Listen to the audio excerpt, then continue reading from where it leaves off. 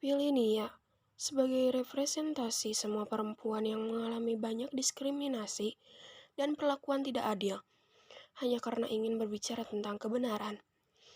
Dan seperti yang kita tahu, kebenaran tidak gampang untuk disampaikan. Ia harus melalui jalan terjang, berbatu, bahkan kematian. Perempuan dengan kompleksitasnya selalu berada dalam ambang antara dopertis dan normatif. Maka berbicara soal perempuan tak ada yang pernah gampang.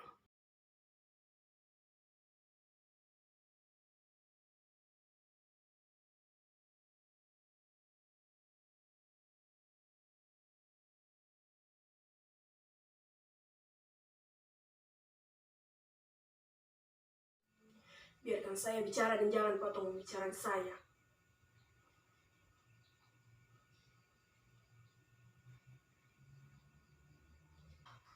Saya tak punya waktu untuk mendengarkan Anda. Mereka akan menyebut saya pukul 6 malam ini. Besok pagi, saya tak akan berada di sini lagi. Dan saya tak akan berada di tempat manapun yang diketahui orang.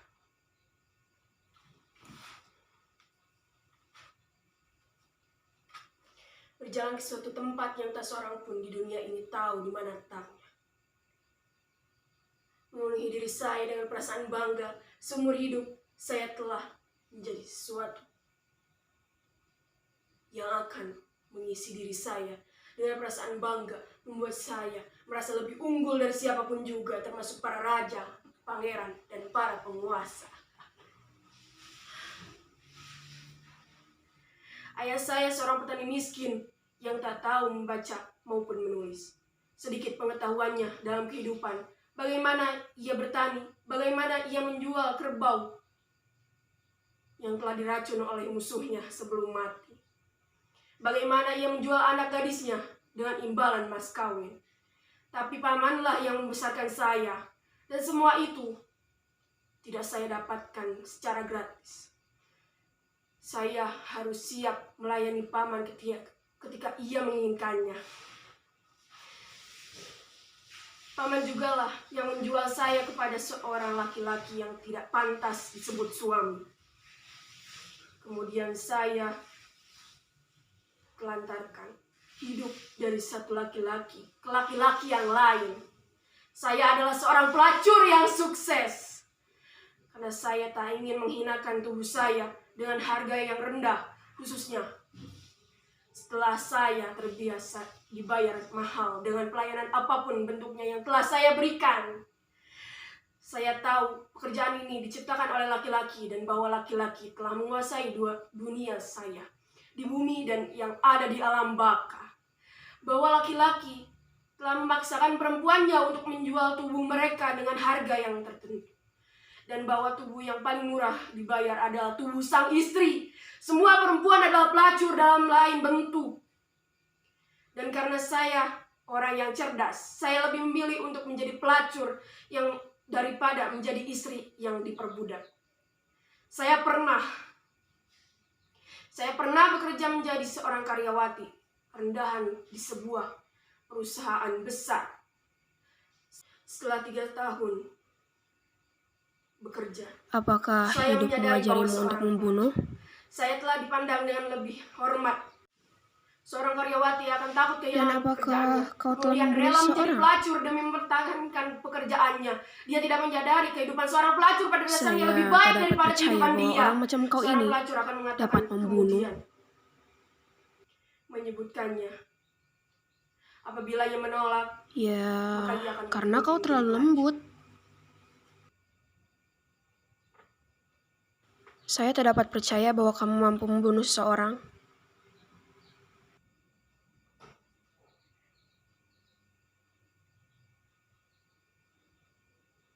Ya, tentu saja.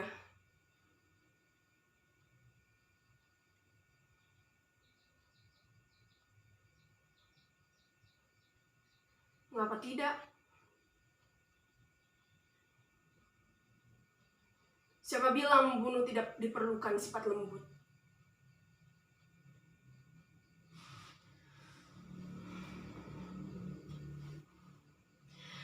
Tidak ada seorang pun yang tahan terhadap penolakan. Maka tiap kali saya berkata tidak, laki-laki itu akan mendesak. Hingga berapapun harganya. Harga saya yang naik. Dan malahan orang-orang petinggi itu pun akan berebut untuk mendapatkan saya.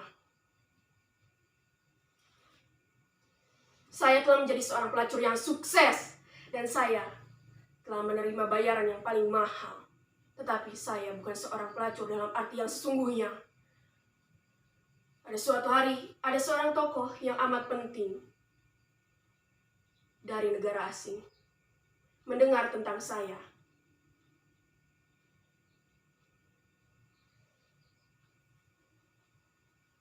Dia mengatur sedemikian rupa sehingga dapat melihat saya tanpa saya ketahui. Segera setelah itu, ia memesan saya, tapi saya menolak untuk datang. Penolakan saya terhadapnya membuatnya semakin sungguh-sungguh untuk memperoleh kemenangan atas saya. Setiap hari, ia akan mengirim seorang petugas dan kepolisian. Dan setiap hari, orang itu akan melakukan pendekatan dengan cara yang berbeda-beda. Tapi ini perintah, dan setiap perintah dapat dinilai tugas nasional yang bersifat suci. Ia menawarkan saya uang. Di kesempatan lain, ia mengancam saya dengan penjara dan berbicara tentang patriotisme. Patriotisme. Saya tidak tahu apa-apa mengenai patriotisme. Yang saya tahu bahwa negara saya bukan hanya tidak memberikan apapun, tapi telah mengambil segalanya yang saya miliki, termasuk martabat dan kehormatan saya. Omong kosong, kau berbicara tanpa bukti. Perintah.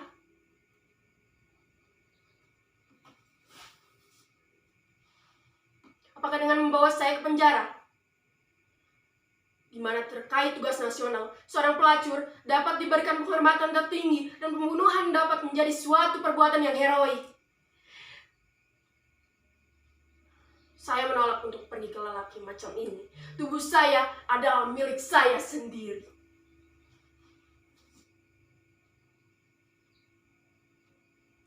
Bukti? Bukti katamu?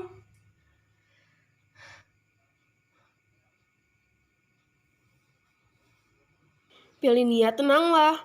Lalu bagaimana kamu bisa membunuhnya?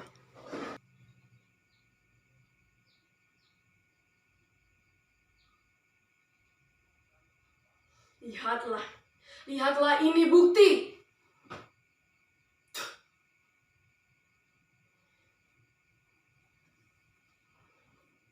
Dengan mudahnya saya meludahi kata-kata dan membuktikan kebohongan pada celana gelap itu.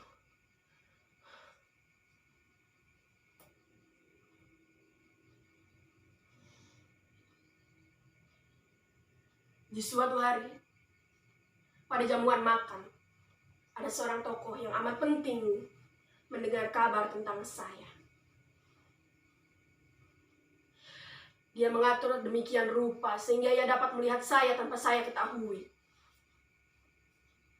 Segera setelah itu, ia memesan saya. Saya tatap matanya dalam-dalam, dan saya tahu bahwa ia adalah seorang pangeran atau dari keluarga kerajaan.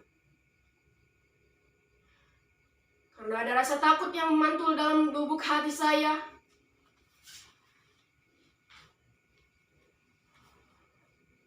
maka saya terima. Di atas tempat tidur yang mewah dan lembut, saya menutup mata saya dan membiarkan tubuh saya melepaskan diri dari saya. Tubuh itu masih muda dan bersemangat, cukup kuat untuk bertahan dan cukup bertenaga untuk melawan.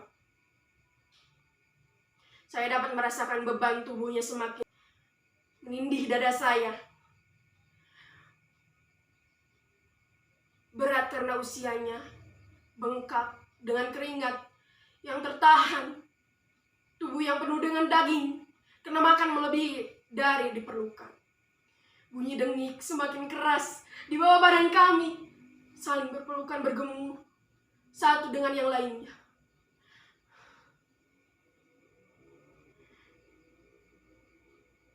saling mendekati, menjauh dalam gerakan kesinambungan, getaran yang hampir gila dengan irama kegilaan. Goyangan-goyangan di tubuh naik ke atas kepala saya. Dalam setiap gerakannya ia selalu mengulangi pertanyaan. Saya menjawab, apakah kamu senang? Ya. Dengan berlalunya waktu, dunguannya bertambah. Dan dengan demikian keyakinannya bahwa penegasan saya berulang-ulang tentang nikmat itu adalah benar. Setiap kali saya melihatnya, mukanya berseri-seri.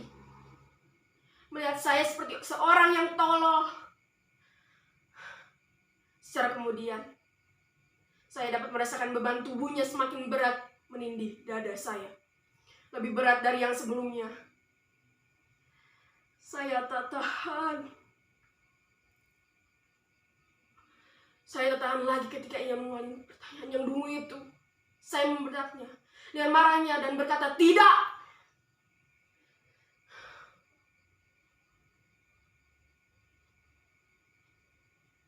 Saya amat marah kepadanya. Saya rebut uang kertas. Saya tak dapat tangannya percaya dan bahwa kamu dapat membunuh seseorang, bahkan serpihan seekor nyamuk kecil. pun. Dengan amat marahnya,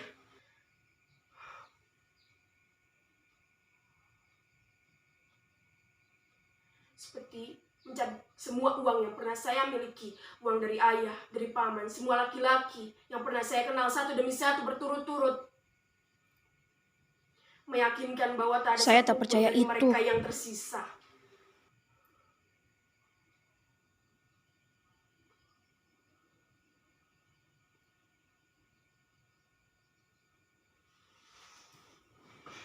Saya benar-benar tak tahu bagaimana kau dapat melakukan itu. Saya tak akan membunuh seekor nyamuk.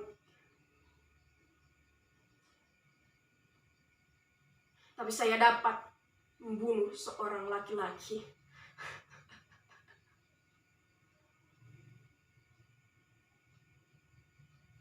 Bagaimana saya meyakinkanmu? Dengan apa yang saya katakan adalah benar.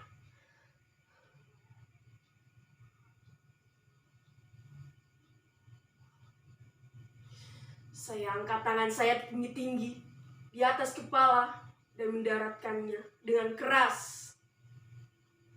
Kemudian menancapkan sebelah pisau di lehernya. Ketika dia melihat saya, matanya penuh dengan rasa takut. Seakan dia benar-benar percaya bahwa saya mampu untuk membunuhnya. Karena perbuatan ia tidak lebih baik dari seekor serangga.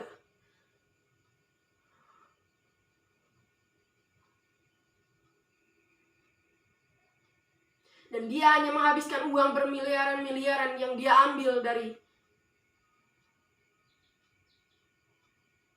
rakyatnya yang Kau kelaparan. penjahat, kau memang harus Diberikan mati. pada seorang pelacur.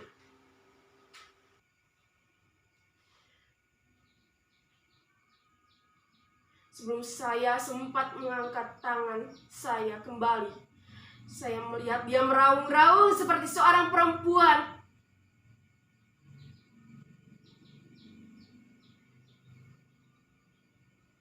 Dan berteriak sampai polisi tiba bertempatan itu.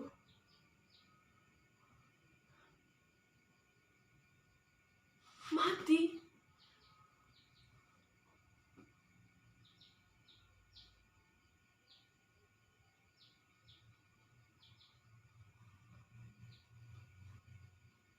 Tapi kau membunuh seorang laki.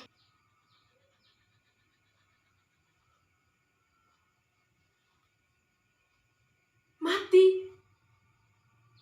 Semua orang harus mati.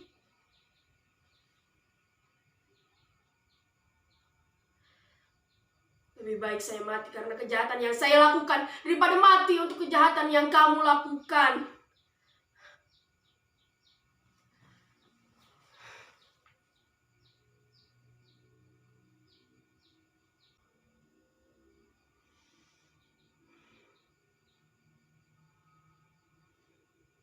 Saya tahu Mengapa mereka itu begitu takut kepada saya? Sayalah satu-satunya perempuan yang bisa membuka kedok mereka dan memperlihatkan muka keburukan mereka.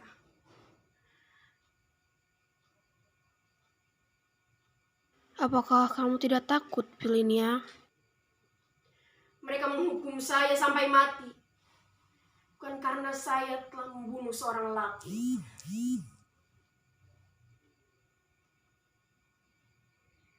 tapi karena mereka tidak ingin saya hidup. Karena selama saya hidup, saya akan membunuh mereka. Kematian saya adalah kehidupan mereka, dan kehidupan mereka adalah kematian saya. Takut.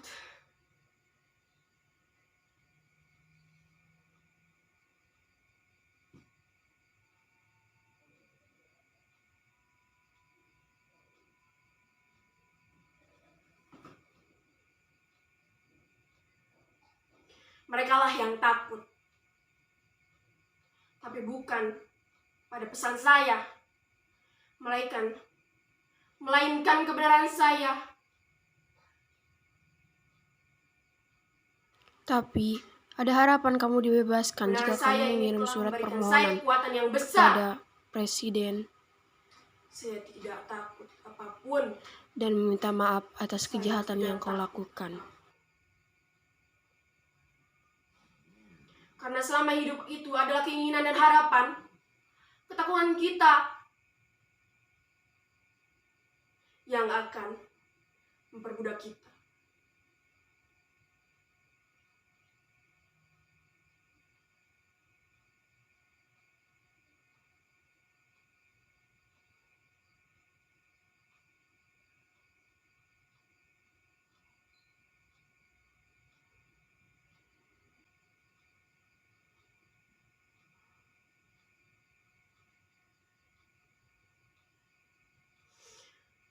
Saya tidak ingin meminta ampun atau meminta maaf kepada Presiden.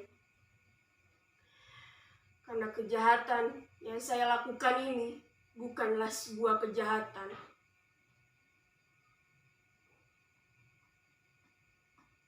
Jika saya tetap hidup dan memasuki dunia yang menjadi milikku, saya tidak akan pernah berhenti.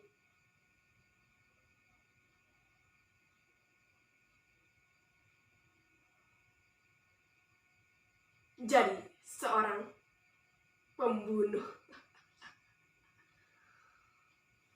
Kekuatan kebenaran, sama liar, sama sederhananya, dan sama ditakuti seperti maut, tetapi polos dan seperti anak kecil yang belum belajar berdusta. Oleh karena dunia penuh dusta, ia harus membayar harganya dengan kematian.